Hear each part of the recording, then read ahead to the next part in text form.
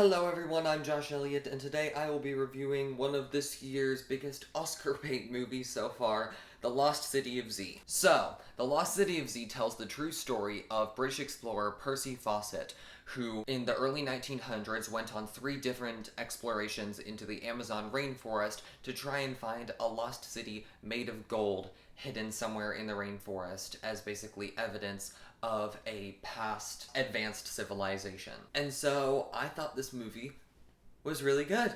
Yay! So it does have problems. The major problem is that it is way too long. This movie is 2.5 hours long. That's long enough, but the movie goes into detail of every single one of the expeditions he goes on. The first expedition is about 40 minutes of screen time, and then he goes back home after it. Then the second expedition is like another 40 minutes of screen time. Then he goes back home after that. And then World War I happens, and that lasts about like 15-20 minutes of screen time. Then he goes back home after that.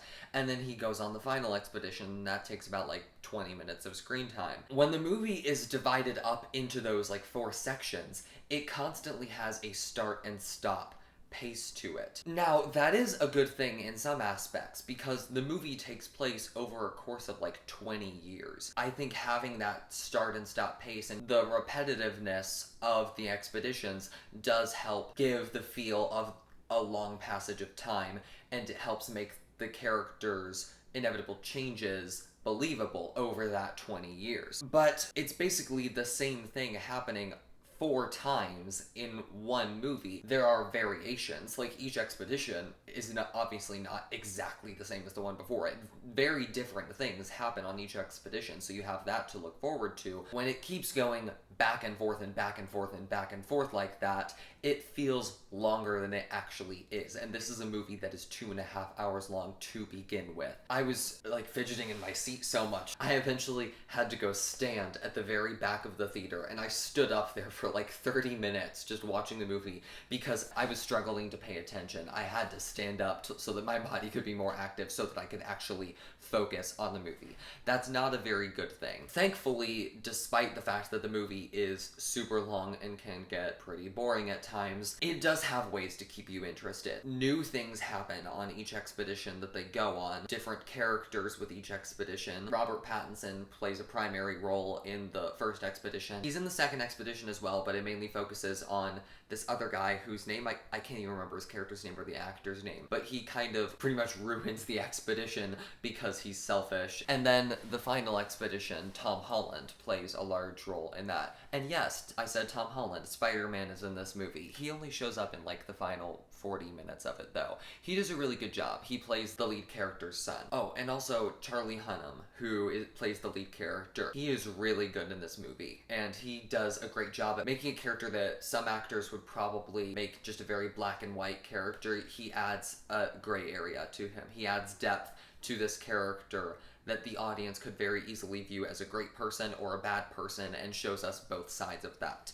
And the reason that the audience could view him differently is because he keeps going back to the Amazon rainforest, despite the fact that he has a family at home. There are all of these scenes in between the expeditions where you get to see how these expeditions have impacted his family. Like when Tom Holland first comes into the movie, he hates his dad because he was like 5 years old when his dad first started going on expeditions, and he's barely seen him at all over these past years. There's obviously a lot of tension in the family, and there are a couple scenes earlier on with him and his wife, played by Sienna Miller. She does really good in this as well, where you get to see the consequences of what it has on his family. Usually, this would paint him as a really bad person, because obviously everyone wants to root for the family guy. Nobody wants to root for the guy that abandons his family to pursue something that he wants, but nobody seems to want it as much as him, and all it seems is just like really greedy. The movie does a really good job at adding more nuance to this argument, because Fawcett doesn't go into the Amazon jungle, the first expedition, to find the lost city. He goes there because there's conflict between Bolivia and Brazil. He finds pottery in the middle of the jungle. It's in a place where white people have never been. The reason he goes back into the forest is because he believes that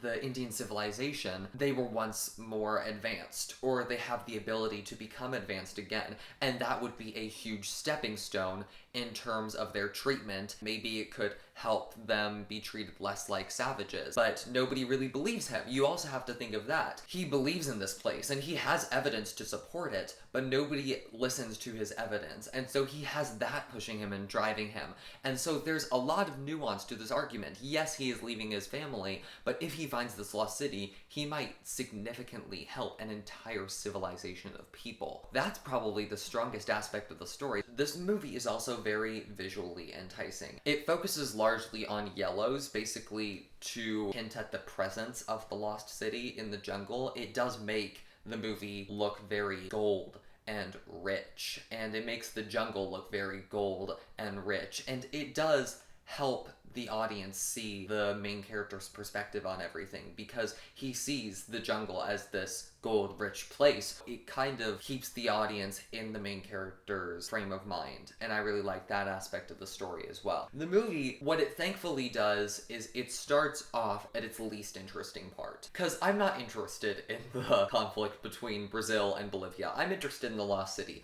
and they start to focus more on the lost city as the story goes along, because he doesn't go to Brazil to focus on the lost city to begin with. It starts off pretty boring, but then it becomes about the lost city as it goes along when they starts to discover the pottery. So that's what the first expedition is about. The second one is really about finding the lost city. Then World War I, honestly, it's hard to make World War I in a movie boring. This movie kind of did though, just because it's not about World War I at all. If I were to cut down 20 minutes of the movie, I'd significantly cut down the World War I section. And then the final adventure of the movie is really about fatherhood. I'm definitely not going to give away the ending. What I will say is that the ending answered just enough questions, but it also left just enough ambiguous. It could get the message of the movie across without revealing too much information. And that's all I'm gonna say. This movie is really good. If you're like me, like an Oscar-y person, like you like historical movies, you like period pieces. Actually, I'm not the hugest fan of those, but I thought this one was really good. I would recommend seeing this movie. It cost like $30 million to make, and it's only made like $17 million in the box office, and so it needs money. This movie needs your money. It's getting great reviews from critics. I don't think it's a great movie. I think it's a good movie, worthy of people's money and worthy of being seen and talked about. I want to know more about this expedition now. I want to know more about this person. I want to know more about the lost city. This movie made me genuinely interested in this story of this character and these expeditions. And with the historical period piece, that's really all you can ask for. So I'm going to give The Lost City of Z a 7 out of 10. I thought it was really good. Go see it. Unless you only like action movies or something like that, then don't see this movie. You'll hate it. That's really all I have to say about the movie. So, bye!